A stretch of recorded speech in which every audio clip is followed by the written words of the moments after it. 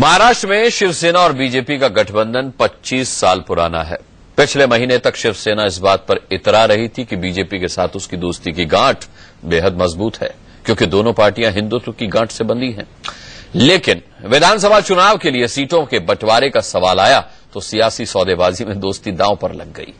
BJP और शिवसेना दोनों एक दूसरे का फॉर्मूला खारिज कर चुकी हैं। माना जा रहा है कि मंगलवार तक बीजेपी और शिवसेना की सियासी दोस्ती का भविष्य तय हो जाएगा, यानी कुछ घंटे। फिलहाल तो गठबंधन अधर में है और इस सवाल पर बड़ी बहस छिड़ी हुई है कि आखिर बीजेपी शिवसेना का गठबंधन बचेगा कैसे।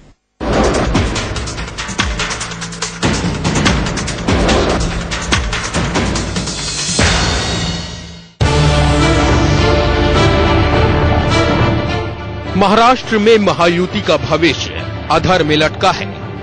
बीजेपी और शिवसेना के बीच 25 साल पुराना गठबंधन विधानसभा की 8 से 10 सीटों के चक्कर में दांव पर है।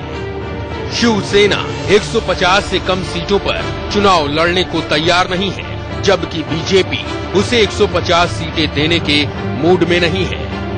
भारतीय जनता पार्टी अपने बलबूते पे भी चुनाव लड़ने के लिए सक्षम है। ये एक ऐसा पुराना संगठन है, राष्ट्रीय संगठन है, मगर हम चाहते हैं कि मित्र पार्टी को साथ में लेके हम चुनाव में जाएं। युती राहो युती तुटो, मी लढायला उभा आहे, तुम्ही माझ्यासोबत आहात का? अब बड़ा सवाल ये है कि विधानसभा की चंद सीटों के लिए क्या बीजेपी और शिवसेना का गठबंधन टूट जाएगा। दोनों पार्टियों के नेता पिछले एक हफ्ते से कह रहे हैं कि वो गठबंधन बनाए रखना चाहते हैं, लेकिन सीटों के सौदे में कोई नुकसान उठाने को तैयार नहीं है। ऊपर से रामदास आठवले की आरपीआई और राजू शेट्टी की पार्टियां भी इस गठबंधन में हैं, जो अपना हिस्सा मांग रही हैं।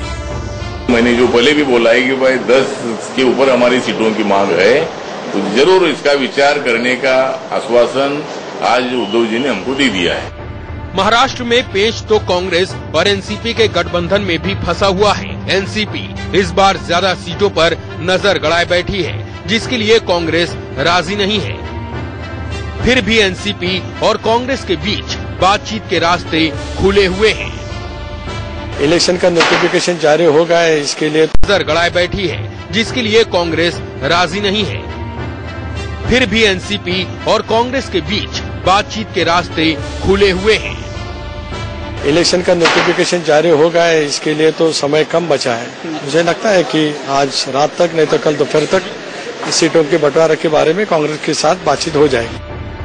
लेकिन बीजेपी और शिवसेना के बीच तो सीटों के बंटवारे के सवाल पर बातचीत के रास्ते भी बंद होते दिख रहे हैं। बीजेपी कह रही है कि उसने अपनी ओर से अंतिम फॉर्मूला दे दिया है, जबकि शिवसेना उस फॉर्मूले को पहले ही खारिज कर चुकी है। 25 साल में जो हम लोग जगह लड़ते आए हैं, उसमें एक 59 जगह ऐसी है जो 60 जगह के करीब करीब ऐसी जगह है जो शिवसेना ने कभी जीती ही नहीं, और 19 जगह ऐसी है जो बीजेपी ने कभी जीती ही नहीं, जो हम लोग 25 साल में जीती ही नहीं। ये जगह के लिए फेरबदल अगर हो जाए, महाराष्ट्र के स्वाभिमान के बारे में, शिवसेना का आत्मसम्मान के बारे में जो भी उचित निर्णय है, वो निर्णय लेने का अधिकार, उस बारे में पूरा अधिकार उद्धव जी को है। उद्धव जी निर्णय ले लेंगे। सीटों पर तालमेल के रास्ते पर ताला लटका हुआ है और ऊपर से मुख्यमंत्री की कुर्सी को लेकर भी किचकिच शुरू हो गई है। शिवसेना प्रमुख उद्धव ठाकरे इस बार खुद मुख्यमंत्री पद के दावेदार बन गए हैं, तो वहीं बीजेपी कह रही है कि जो पार्टी ज्यादा सीटें जीतेगी, मुख्यमंत्री उसी का होगा। बीजेपी और शिवसेना दोनों को अंदाजा है कि अगर गठबंधन टूटा तो नुकसान दोनों का होगा। फिर भी दोनों पार्टियां सीटों के बंटवारे में अपने लिए फायदे का सौदा ढूंढने में ही उलझी हैं। पहले उम्मीद जताई जा रही थी कि शायद नरेंद्र मोदी दखल देंगे और मामला सुलझ जाएगा, लेकिन फिलहाल मोदी की तरफ से ऐसी कोई पहल नहीं हो रही है। ऐसे में ये सवाल भी दिलचस्प हो गया है कि अब गठबंधन की उलझी गांठ कौन और कैसे सुलझाएगा। अभिषेक शर्मा के साथ मनीष अवस्थी, मुंबई, इंडिया न्यूज।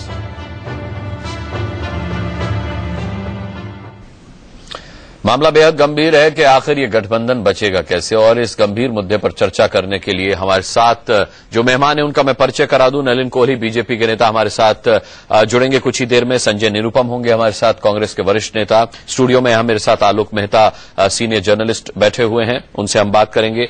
हमारे साथ हमारे पॉलिटिकल एडिटर मनीष अवस्थी मुंबई से इस वक्त जुड़ रहे हैं, और दोपहर सामना के एडिटर प्रेम शुक्ला हमारे साथ कुछ ही देर में जुड़ेंगे। हम इस चर्चा की शुरुआत करें उससे पहले एक अपडेट ले लेते हैं। अभी ताजा हाल क्या है, और ये ताजा हाल मनीष अवस्थी से बेहतर कोई नहीं बता सकता। मनीष, इस गठबंधन की अभी मौजूदा स्थिति क्या है और इस वक्त क्या कुछ चल रहा है? देखिए, गठबंधन की मौजूदा स्थिति तो कगार पर खड़ी हुई है। जो दिख रहा है उसके तहत आर पार की स्थिति है। झगड़े इसके पहले भी, तमाम चुनाव के पहले जब बीजेपी और शिवसेना के बीच मतभेद हुआ करते थे तो झगड़े जरूर होते थे, लेकिन वो सुलझा लिए जाते थे। लेकिन इस बार जो उलझन दिखाई दे रही है वो सुलझती दिखाई नहीं दे रही। इसके पहले जब तनातनी होती थी, तू मैं होती थी, तो कभी प्रमोद महाजन सामने आ जाते थे, बाला साहब को मना लेते थे, गोपीनाथ मुंडे हुआ करते थे, वो चीजों को संभाल लेते थे। और इनसे अगर चीजें फिसल जाएं तो आडवाणी और वाजपेयी दो ऐसे नाम थे जो कि सारी चीजों को संभालकर आगे बढ़ाते रहे। लेकिन इस बार इस चुनाव में जो चीज सामने दिखाई दे रही है कि ये झगड़ा अब टूट की कगार पर आ गया है, यानी कि रिश्ते टूटने की कगार पर खड़े हुए हैं। ये दोनों 25 साल पुरानी दोस्ती की बात है, 25 साल पुराने नाते रिश्ते की बात की दुहाई दे रहे हैं। दोनों चाहते हैं कि ये गठबंधन ना टूटे। अरे ना टूटे तो फिर इतनी आवाज क्यों? अब तो स्थिति यहां तक पहुंच गई है अनुराग कि सीधे तौर पर संवाद भी नहीं हो रहा। संवादहीनता इतनी कि अब मीडिया के जरिए बात हो रही है, अलग अलग चैनलों को बाइट देकर अपने संदेश देने की बात हो रही है। उद्धव ठाकरे अपने कार्यकर्ताओं को सार्वजनिक मंच पर खड़ा होकर आह्वान कर मीडिया के जरिए ये कहते हुए कि मीडिया के जरिए उनके अपने सहयोगी जिसके साथ वो 25 साल की दुहाई देकर अपने रिश्तों की गंभीरता को बताते हैं, वो ये कह रहे हैं कि मैं इन 119 सीटों से ज्यादा नहीं दूंगा। तो ये संवादहीनता अपने आप में मुझे ऐसा लगता है कि बड़ा गतिरोध है, और यही खाई की सबसे बड़ी वजह भी होती दिखाई दे रही है। खाई गहरी और बड़ी होने की सबसे बड़ी वजह मनीष अवस्थी बता रहे थे। लेकिन अगर इस गठबंधन को नहीं बचाया जा पाया, अगर ये गठबंधन टूटा तो क्या स्थिति होगी? इंडिया न्यूज के सर्वे ने अब से कुछ दिन पहले ये आकलन किया था, बाकायदा सर्वे करवाया था। उसका एक नतीजा एक बार फिर देख लेते हैं कि अगर शिवसेना और बीजेपी साथ नहीं होते इस विधानसभा चुनाव में महाराष्ट्र में तो क्या स्थिति बनती है। देखिए, बीजेपी शिवसेना गठबंधन अगर टूटा तो किसकी कितनी सीटें? फिर यूपी 175, बीजेपी 47, शिवसेना 36, एमएनएस 15 और अन्य के खाते में 15, यानी कि एक तरीके से सूपड़ा साफ नजर आता है। अभी देखिए, बीजेपी अगर एमएनएस के साथ मिलकर चुनाव लड़े तो यूपीए 140 तक जा रहा है आंकड़ा। बीजेपी और एमएनएस केवल 107 पर सिमट जाती हैं। शिवसेना की 29 सीटें ऐसी स्थिति में आती हैं और अन्य के खाते में केवल 12 सीटें जाती हैं। एक और स्थिति आप देखिए, महाराष्ट्र में अगर आज चुनाव हो और गठबंधन बना रहे तो किसकी कितनी सीटें?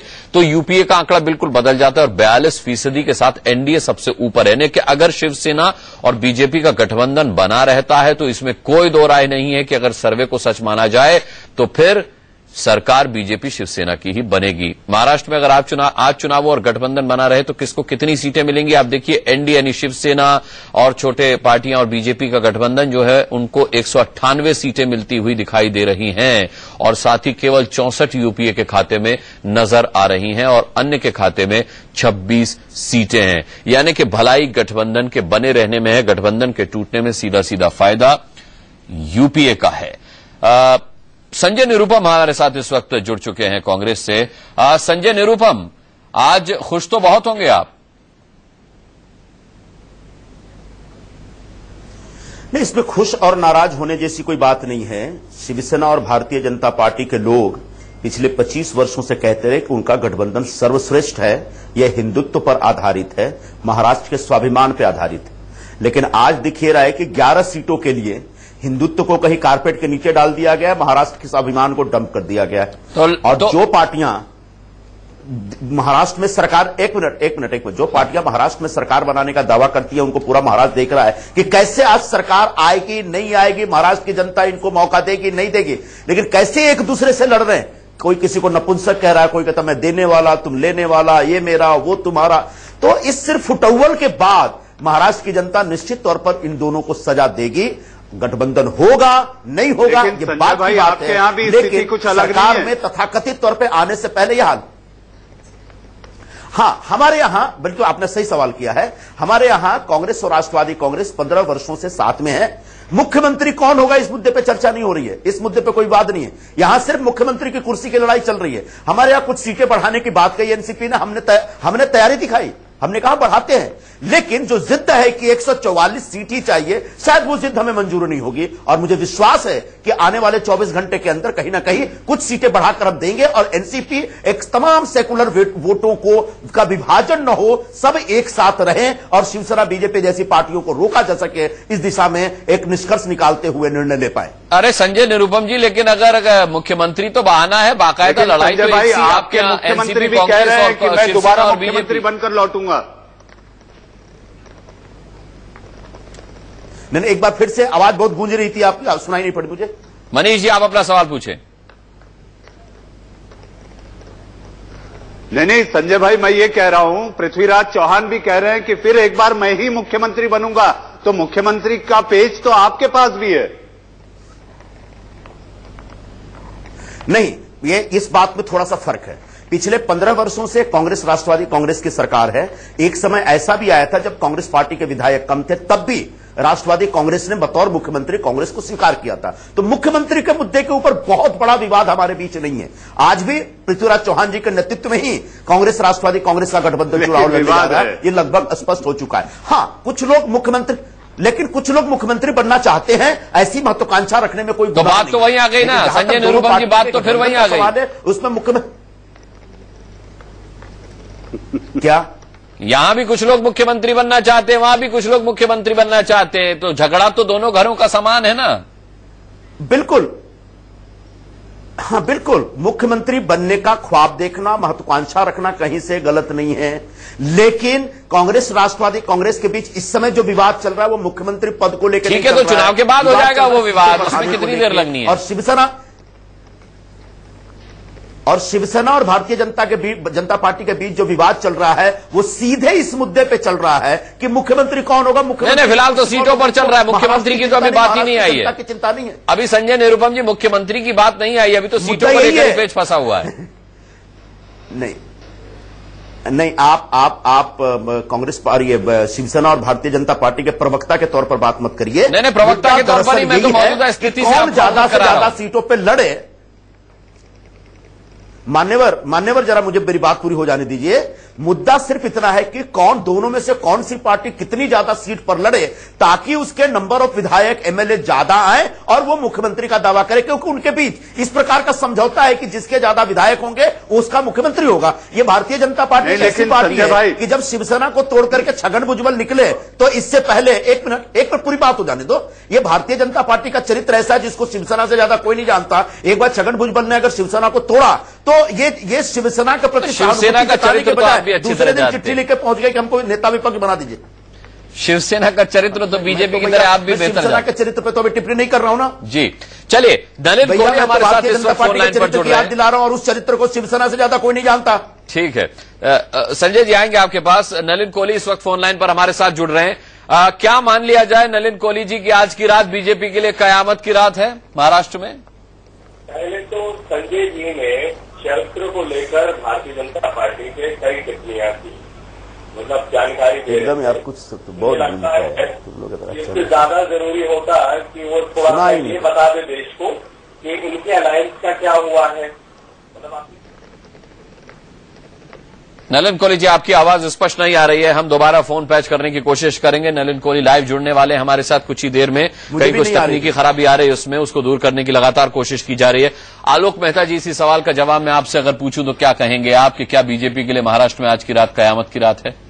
अनुराग जी, ये बात सही है। और वैसे मैं आपको यदि अभी प्रेम शुक्ला जी शायद आपसे जुड़ने वाले हैं जी, वो आप अपने चैनल पर 2 दिन पहले भी आपके यहाँ बैठे हुए वो ये कह रहे थे कि नहीं, मुख्यमंत्री हमारा हो उद्धव ठाकरे जी। इसलिए ये तो देखिए, इतना तो मानना होगा कि असली लड़ाई न केवल मुख्यमंत्री बनने की है, बल्कि हिंदू हृदय सम्राट जो बाल ठाकरे जी के लिए था, अब नरेंद्र मोदी जी की छवि उस तरह से हिंदू बने, एक तरफ वो विकास पुरुष भी हैं बनना के लिए जिस वोट लेकर के आए हैं, उसी तरह से वो हिंदू सम्राट के रूप में महाराष्ट्र में भी ये चाहते हैं कि अधिक से अधिक सीटें बीजेपी के पास आए। मेरा ख्याल है नलिन कोहली जी भी इस बात से सहमत नहीं होंगे कि ज्यादा से ज्यादा सीटें बीजेपी की लाएं, ताकि जो बहुमत राज्यसभा में भी उन्हें जरूरत है वो पूरा करने में महाराष्ट्र से योगदान मिले, हरियाणा से योगदान मिले और किसी राज्य में उसके बाद जब चुनाव होंगे बिहार से मिले।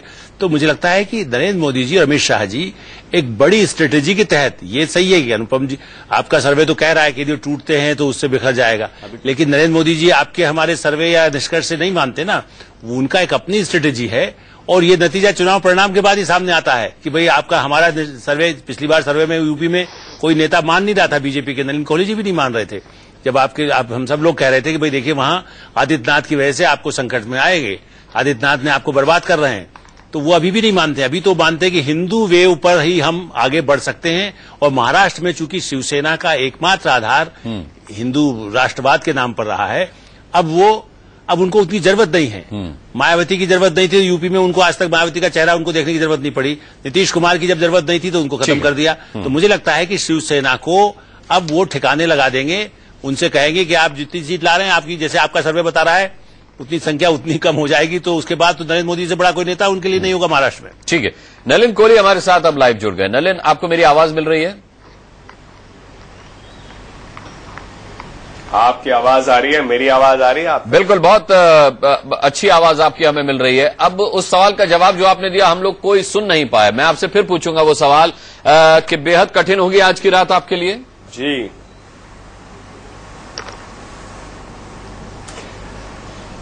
ऐसी बात नहीं है। राजनीति में जो भी पार्टियां होती है और जिनका एक लंबा अनुभव होता है, उनके लिए हर दिन एक किस्म से कयामत ही होती है, क्योंकि आप रोज काम पे लगे होते हैं, नई नई परिस्थितियां होती हैं।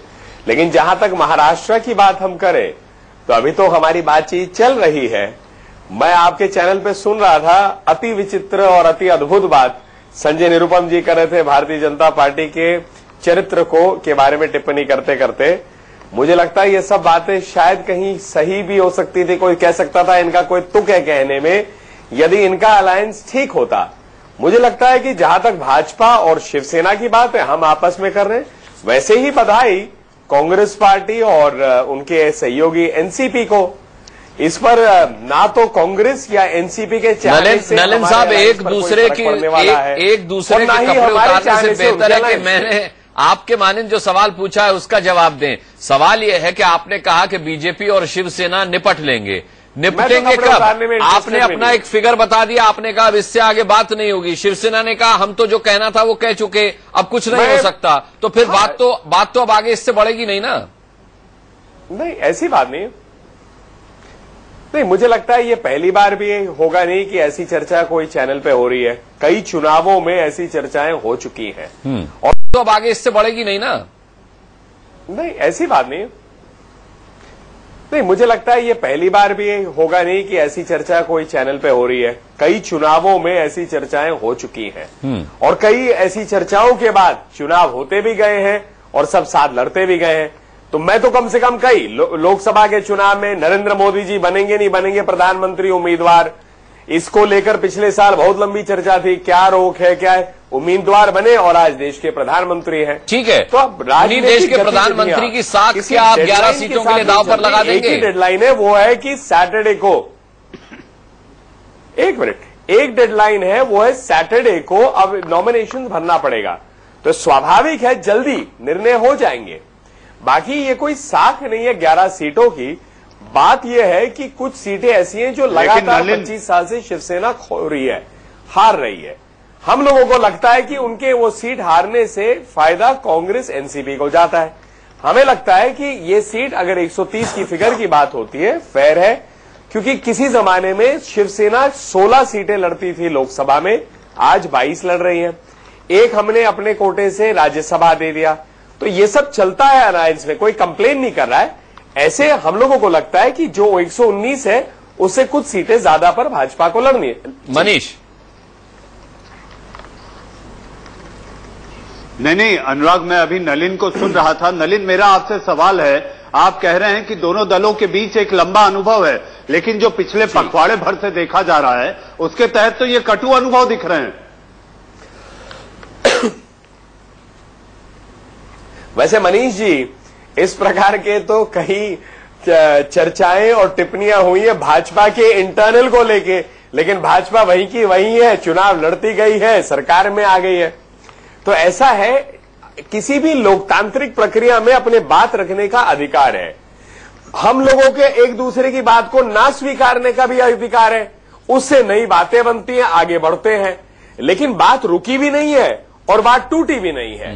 ये ज्यादा महत्वपूर्ण होता है। बाकी आदान प्रदान, एक्सेप्टेंस नहीं, इसका और कोई रूप हो सकता है, क्योंकि राजनीति है ही संभावनाओं का खेल।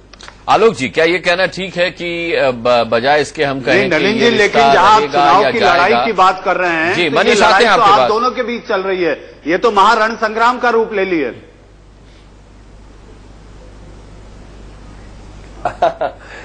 वैसे मनीष जी, शायद आप ही ने पूछा, मनीष जी, है ना? जी जी। हाँ, मनीष जी, ऐसा है कि ये कोई ऐसा महासंग्राम नहीं है।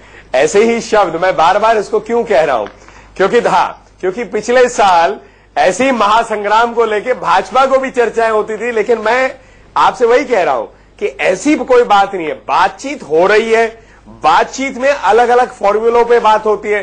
हम अपना प्रस्ताव रखें, वो उस पर कुछ और रखे, चलता रहता है। जब तक आखिरी सीट आप फाइल नहीं करते नॉमिनेशन में या अनाउंस नहीं करती सेंट्रल इलेक्शन कमेटी, इस प्रकार की अगर चर्चाएं हो, इसमें ना तो मुझे कोई यूनिक चीज लगती है और ना ही इससे कोई घबराने वाली बात है। जी, आलोक जी, मानने को तैयार नहीं नलिन कोहली की ये गठबंधन वेंटिलेटर पर है। अब वेंटिलेटर पर स्थिति ये होती है कि न तो आप कह सकते हैं कि जिंदा है और ना आप कह सकते हैं कि नहीं रहा, तो इसे मान लेने में क्या बुराई है कि ये गठबंधन अब वेंटिलेटर पर है? अनुराग जी, मैं यहाँ इतना थोड़ा सा समझ हूँ, जो कहा नहीं, थोड़ा लॉन्ग टर्म में देखें आप।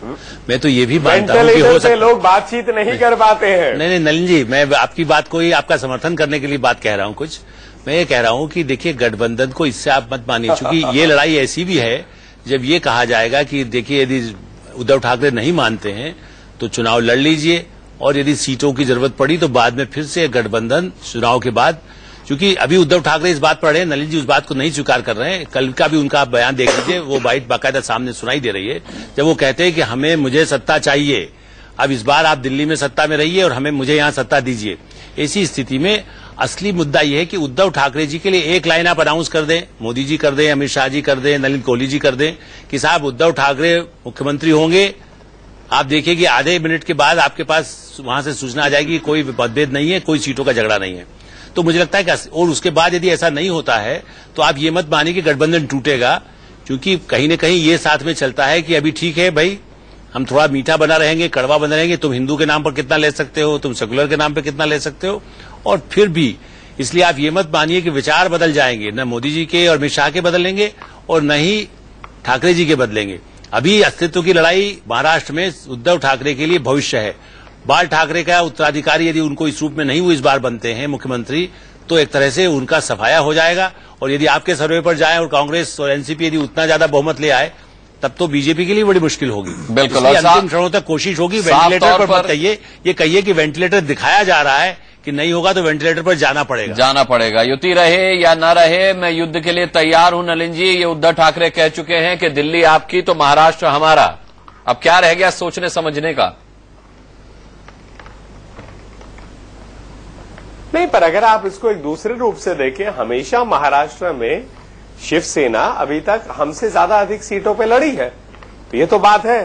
फर्क इतना है कि उस सीटों में, जैसे हमारे विनोद तावड़े जी और खड़से जी ने कहा भी था कल परसों, कि हम लोगों पहले 16 सीट देते थे लोकसभा में, आज 22 दे रहे हैं।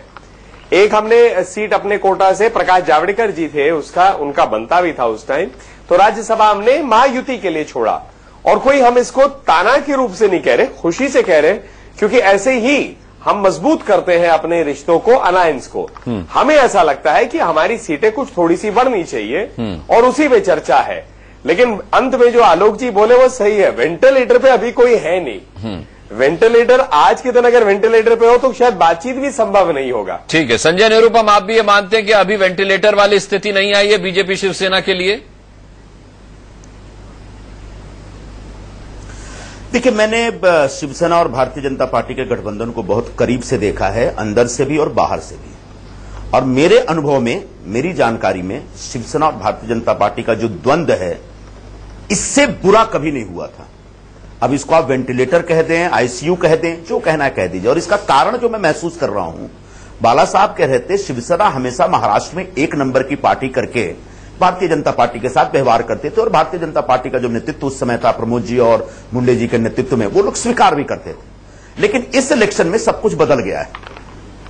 बाला साहब नहीं है, अडवाणी जी, वाजपेयी जी भारतीय जनता पार्टी में सारे काम नहीं कर रहे हैं और अचानक भारतीय जनता पार्टी को बहुत सीटें मिल गई, एक बड़ा मैंडेट मिल गया और भारतीय जनता पार्टी ये सोच रही है कि अब शिवसेना के साथ वही व्यवहार किया जाए जो कभी कुमारस्वामी के साथ किया गया था, जो नीतीश कुमार के साथ किया गया था, जो मायावती के साथ किया था। और शिवसेना इस बात से घबराई हुई है कि भारतीय जनता पार्टी का एक चरित्र रहा है, वो हमेशा एक सहयोगी दल का इस्तेमाल करते हैं और उसका इस्तेमाल करके आगे बढ़ के उसको फेंक देते हैं। अभी आप कुलदीप बिश्नोई को देख लीजिए हरियाणा में, तो ऐसे में शिवसेना थोड़ी असर्टिव हो रही है और शिवसेना इस बात को लेकर जिद पड़ रही है कि जैसे हम पहले एक नंबर की पार्टी थे वैसे ही आज भी एक नंबर की पार्टी रहेंगे। और यह लड़ाई मुझे लगता है बहुत ही निर्णायक लड़ाई चल रही है। आजकल में क्या होगा मुझे नहीं मालूम है, लेकिन अच्छा खासा अहंकार और अपने अस्तित्व की लड़ाई अपने चरम पर है। इसका जवाब मैं नलिन कोहली आपसे लूंगा। एक छोटा सा ब्रेक ले रहा हूं। जो कुछ भी कहा है संजय निरुपम जी ने, उसका जवाब नलिन कोहली से हम लेंगे इस ब्रेक के बाद। तो सबसे बड़ा सवाल यह है कि क्या आज आखिरी रात है महाराष्ट्र में शिवसेना और बीजेपी के गठबंधन की। हालांकि बीजेपी से मानने को तैयार नहीं है, उसे अभी भी उम्मीद है कि उसका गठबंधन कायम रहेगा। लेकिन शिवसेना की तलखी से साफ है कि शिवसेना अब मूड में नहीं है कि अगर उसकी शर्त नहीं मानी गई तो वो चाहे तो बीजेपी अलग जा सकती है। बहरहाल जो भी संजय निरुपम इस डिबेट में अपनी बात रख रहे थे उस पर नलिन कोहली उन्हें जवाब देना चाहते हैं। नलिन जी कहिए अपनी बात। देखिए, चरित्रहीन या चरित्रवादी ये सब निर्णय करते हैं, डिपेंड होता है इस पर निष्कर्ष पर कोई व्यक्ति पहुंचता है जैसे उनके एक्शंस होते हैं। और इन्होंने संजय निरुपम जी ने कई उदाहरण दिए। उन्होंने मायावती जी का उदाहरण दिया, उन्होंने कुमारस्वामी का उदाहरण दिया, नीतीश जी का उदाहरण दिया। हो सकता है इनको इतिहास का आइडिया ना हो या कांग्रेस पार्टी में इतने दिनों से सेवा कर रहे हैं, इतिहास को पहचानना भूल गए होंगे, क्योंकि कांग्रेस की एक अलग मानसिकता है इतिहास के प्रति। बड़ा स्पष्ट है, मायावती जी आप अगर याद करें तो दोनों पार्टियों के बीच में एग्रीमेंट था कि मुख्यमंत्री कौन बनेंगे। उसके बाद सेम स्टोरी कुमारस्वामी जी के साथ थी। भाजपा ने कभी भी अपने हिस्से में किसी के साथ भी राजनीतिक अगर जोड़ किया है, कभी भी अन्याय उनके साथ नहीं किया। नीतीश जी भी पार्टी से हट गए, उनको लगा कि मोदी जी के आगे आने से वो साथ में जुड़ना पसंद नहीं करेंगे। उन्होंने ये निर्णय लिया। भाजपा ने कभी नहीं कहा कि आप हमारा साथ छोड़िए, ना ही मायावती जी से, ना ही इधर कुमारस्वामी जी। अब आइए आप हरियाणा के विषय पर। हरियाणा के विषय में बात बड़ी सरल थी। 45 सीट या मुख्यमंत्री की इच्छा रखने वाले, ऐसा गठबंधन हो नहीं सकता है। वास्तविकताओं पर गठबंधन होते हैं और चुनाव लड़े जाते हैं, मन की इच्छाओं पे नहीं लड़ते। अब हो सकता है कि ऐसी मानसिकता कांग्रेस में हो, वो उनको बधाई। हमारे यहां ऐसा कोई कभी ऐसा नहीं हुआ है कि हमने किसी को दगा दिया हो या उनके साथ धोखा किया हो। नहीं, लेकिन आपके साथ एक बड़ा दुर्भाग्य नलिन साहब जुड़ा हुआ है भाजपा का, बीजेपी के साथ एक बड़ा दुर्भाग्य जुड़ा हुआ है कि जब भी आपकी पार्टी मजबूत होती है आपके सहयोगी भाग जाते हैं। बिहार में भी ऐसा ही हुआ, हरियाणा में भी ऐसा ही हुआ। ये ऐसा क्यों होता है? एक आपकी भूल है, आपकी भूल है। आप एक एक करके चलिए। हरियाणा पहले बात करते बिहार की। बिहार में हम कहां मजबूत हुए थे? चुनाव तो लड़े भी नहीं गए थे, ये तो पिछले साल की बात है, आज से लगभग 12 महीने पहले। मोदी जी के नाम पर नीतीश जी को लगा कि वो इस नाम को समर्थन देना नहीं चाहते, उनकी जो भी राजनीतिक इच्छाएं हो, तो उसके बाद उन्होंने वो गठबंधन तोड़ा, उससे हट गए। कोई बात नहीं, उन्होंने निर्णय लिया। भारत की जनता ने समझा कि ये निर्णय उचित नहीं है, इसलिए लोकसभा में आपके सामने ही रिजल्ट है बिहार का भी और पूरे देश का भी। आपने दूसरा कौन सा उदाहरण दिया? हरियाणा का। मैंने आपसे पहले कहा कि राजनीतिक जो लड़ाई होती है, हाँ, राजनीतिक लड़ाई जो होती है या चुनाव होती है, मैं और आप अगर अब तय कर ले कि हम जो है चुनाव लड़ना चाहते हैं, कि क्या वास्तविकता, और वो भी हम एंडमन से उठा ले या कहीं से और कहें, क्या वो उस पर खरे उतरेंगे? क्या हमारा बनता है वहां चुनाव लड़ना? वैसी वास्तविकताओं पे लड़ते हैं आप, कोई इच्छाओं से नहीं।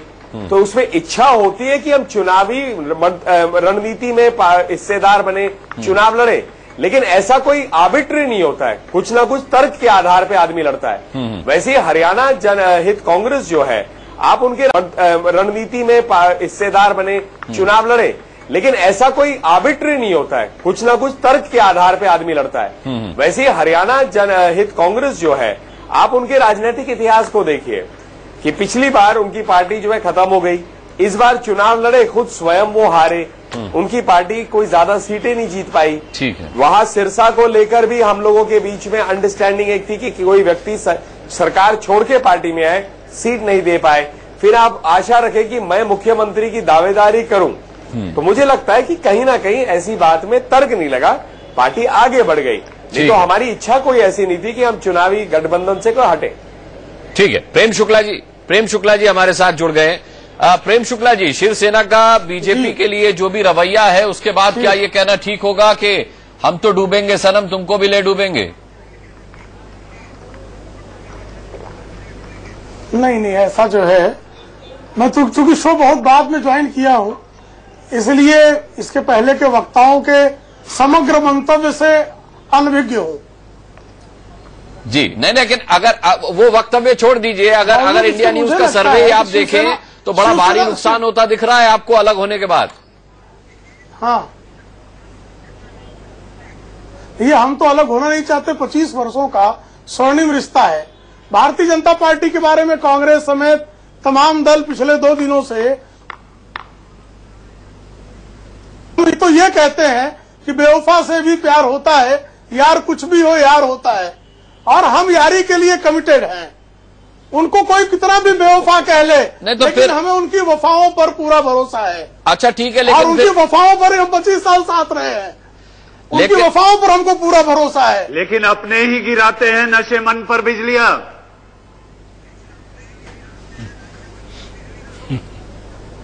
नहीं, हमारा नशेमंद बिजलियों से खत्म नहीं हुआ करता, बिजलियां झेलने का आदी भी है।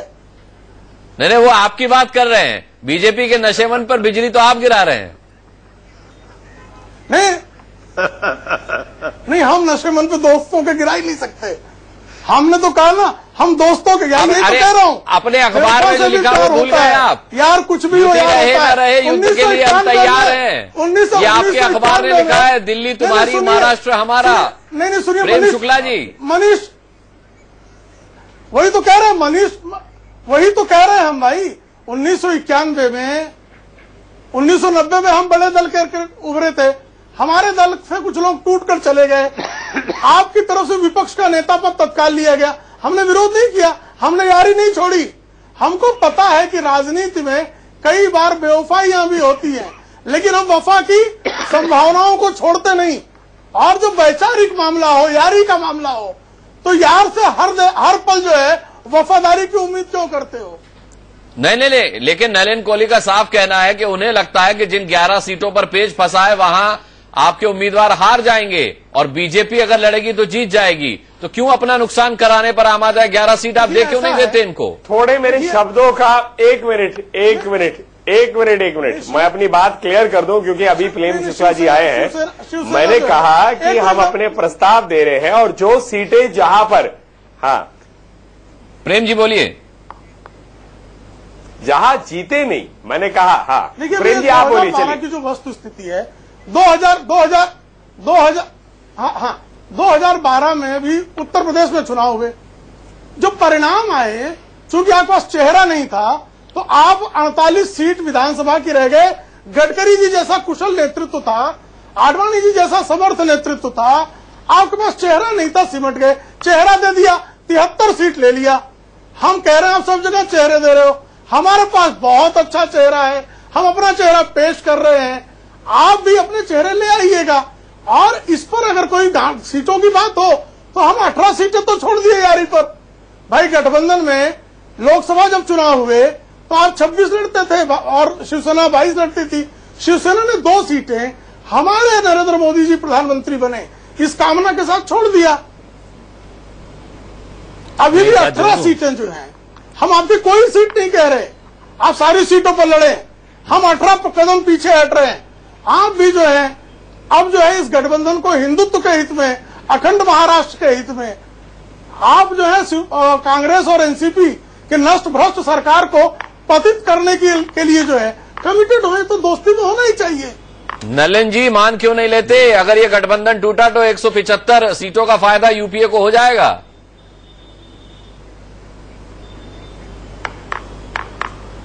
खैर मुझे लगता है आपका सर्वे का डेटा जो है सेम न्यूज एक्स जैसा होगा, क्योंकि न्यूज एक्स पर मैं रहा था, आपके शायद जहां तक मुझे याद है 3000 कुछ रिस्पोंडेंट्स की बात थी और 288 टोटल कंस्टिट्यूंसीज में नहीं गए थे। इसीलिए ओपिनियन दर्शाता है, लेकिन अगर उसमें कुछ इनहेरेंट फ्लॉज रहने की भी रिस्क है। मैं ये नहीं कह रहा आपका सर्वे गलत है, मैं कह रहा हूं डिपेंड करेगा किन एरिया से आपने 3000 उठाए। लगभग 10 हो गए ना पर असेंबली कंस्टिट्यूंसी, तो ठीक है, इंडिकेटिव है और उसमें स्पष्ट दिखता है। जो महत्वपूर्ण बात है कि बीजेपी शिवसेना के साथ रहने से सवाल ही नहीं उठता है कि एनसीपी कांग्रेस पार्टी कहीं पर भी जीत सकती है चुनाव। और ये हमने देख लिया है लोकसभा के परिणाम की दृष्टि से, क्योंकि महाराष्ट्र की जनता ने अपना मत जो है बड़ा स्पष्ट रूप से आगे रखा है। तो फिर कौन जीतेगा? लेकिन जो बात हो रही है, जो प्रेम शुक्ला जी कह रहे हैं, या जो मैं पहले कह रहा था, दोनों नहीं जीतेंगे, दोनों नहीं हारेंगे। महाराष्ट्र की जनता जीतती है जब सब लोग एक साथ लड़ते हैं। अरे साहब, ये तो पॉलिटिकली करेक्ट वाली बात हो गई, लेकिन सवाल ये उठता है कि चुनाव के मैदान में तो बीजेपी और शिवसेना है ना, तो पार्टी वाइज अगर अलग अलग होकर आप लड़ते हैं तो फिर किसको जीत हासिल होती है? वैसे रिकॉर्ड अगर पिछले 4 विधानसभा चुनावों का देखूं तो बीजेपी का अच्छा रहा है शिवसेना के मुकाबले। आप कम सीटों पर लड़े और ज्यादा जीते हैं। देखिए, हम लोग ऐसा है, मैं इसका देखने का नजरिया दूसरा है। यहां पर एक दूसरे को ऊंचा या नीचा दिखाने की बात नहीं है, बात है कि गठबंधन में किस मजबूती से हम आगे बढ़े। इसीलिए वो जो सीटों की बात जो तावड़े जी कर रहे थे, खड़से जी कह रहे थे, हम लोग जो है उन सीटों के बारे में बात कर रहे हैं जहां 5 बार चुनाव लगातार हारती गई है शिवसेना।